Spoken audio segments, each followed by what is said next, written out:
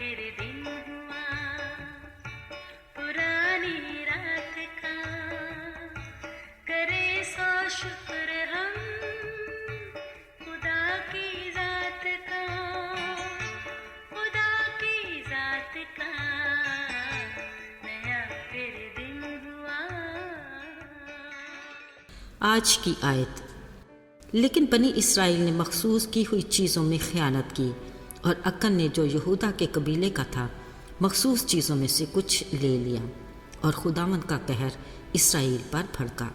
یشوع 7 باب پہلی آیت۔ عزیزو، 3 دوستوں کو ویران جگہ پر سفر کرتے خزانے کی تھیلی ملی۔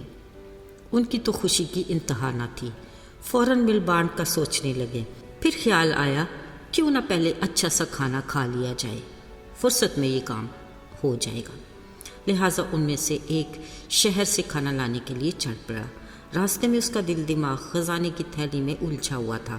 ادھر کھانے کے انتظار میں بیٹھے یہ دونوں بھی خزانے کی تھیلی دیکھتے کچھ پلان بنا رہے تھے۔ پھر جیسے ہی تیسرے دوست نے کھانا خریدا، ساتھ ہی اس کا الجھا دل و دماغ فقط ایک لفظ پر ہی اٹک گیا۔ اب اس نے بھی اپنی مطلوبہ چیز خرید لی اور تیز قدموں سے اپنے دوستوں کی طرف روانہ ہو گیا۔ ابھی وہ ان کے قریب آیا ہی تھا کہ وہ دونوں کھانا لیٹ لانے کے بہانے الجھ پڑے۔ پھر اپنے پلان کے مطابق لالچ میں اندھے ہو کر اس سے موت کے گھاٹ اتار دیا اور اطمینان سے بیٹھ کر کھانا کھانے لگے۔ ابھی کھانا حلق سے نیچے گیا ہی تھا کہ وہ بھی اندھے منہ جا پڑے اور زندگی سے ہاتھ دھو بیٹھے۔ ہوا یہ کہ تیسرے دوست نے لالچ میں آ کر کھانے میں زہر ملا دیا۔ ادھر ان دونوں نے لالچ کے ہاتھوں اپنے دوست کو راستے سے ہٹا دیا۔ افسوس، لالچ کی پھٹکار تینوں پر آ پڑی۔ اب پاس پڑی خزانے کی تھیلی ان کا منہ چڑھاتی رہ گئی۔ عزیزو، کلام مقدس میں بھی ایک ایسے ہی لالچ کے خوفناک شکنجے کا ذکر آیا ہے جس نے سارے گھرانے کو اپنی لپیٹ میں لے لیا۔ ہوا یہ کہ یرو کی فیصلہ کن کامیابی کے بعد نوجوان رہنما یشوع کا اگلا ہدف ای تھا۔ یشوع کو فراہم کی ہوئی معلومات کے مطابق ای کو فتح کرنے کے لیے فقط 2 سے 3 ہزار مرد کافی تھے، پر جب اسرائیلی فوج ای کے سامنے گئی، کلام مقدس میں لکھا ہے کہ ای کے لوگوں نے اسرائیلیوں کو اتنا مارا کہ ان کے دل پگھل کر پانی ہو گئے۔ جب اس شکست کی خبر یشوع کو ملی تو اس نے اسرائیلی بزرگوں کے ساتھ اپنے کپڑے پھاڑے اور عہد کے صندوق کے سامنے شام تک اونھے منہ پڑا رہا اور خدا سے کہا، اے میرے مالک، اسرائیلیوں کے اپنے دشمنوں کے آگے پیٹھ پھیر دینے پر میں کیا کہوں؟ اب ہمارے دشمن گھیر کر ہمارا نام و نشان زمین پر سے مٹا ڈالیں گے، پھر تو اپنے بزرگ نام کے لیے کیا کرے گا؟ عزیزو، خداوند نے یشوع کو اس حالت میں دیکھ کر کہا، اٹھ، تو کیوں اس طرح سے اونھے منہ پڑا ہے؟ ان لوگوں نے گناہ کیا اور میرے حکم کو توڑا ہے اور مخصوص کی ہوئی چیزوں میں سے کچھ چوری کی ہے اور مکاری سے اپنے مال میں شامل کر لیا، اس لیے وہ اپنے دشمنوں کے آگے ٹھہر نہیں سکے۔ اب میں بھی آگے کو تمہارے ساتھ نہیں ہوں گا جب تک تم چوری کی چیزوں کو اپنے بیچ سے نیست نہ کر دو۔ اب یشوع کے سامنے ان کی شکست کی وجہ واضح تھی، سو اس نے جب خدا کے حکم سے اس بارے تحقیق کی تو بالآخر یہودا کے قبیلہ سے اکن کا خاندان پکڑا گیا۔ تب یشوع نے اکن سے کہا، خداوند اسرائیل کے خدا کی تمجید کر اور اقرار کر، یہ تو نے کیا کیا؟ عزیزو، اکن نے یشوع کو جواب دیا، ہاں، میں نے حقیقت میں خدا کا گناہ کیا۔ جب میں نے بابل کی نفیس چادر، 200 مسکال چاندی اور 50 مسکال سونے کی ایک اینٹ دیکھی تو میں نے للچا کر انہیں لے لیا۔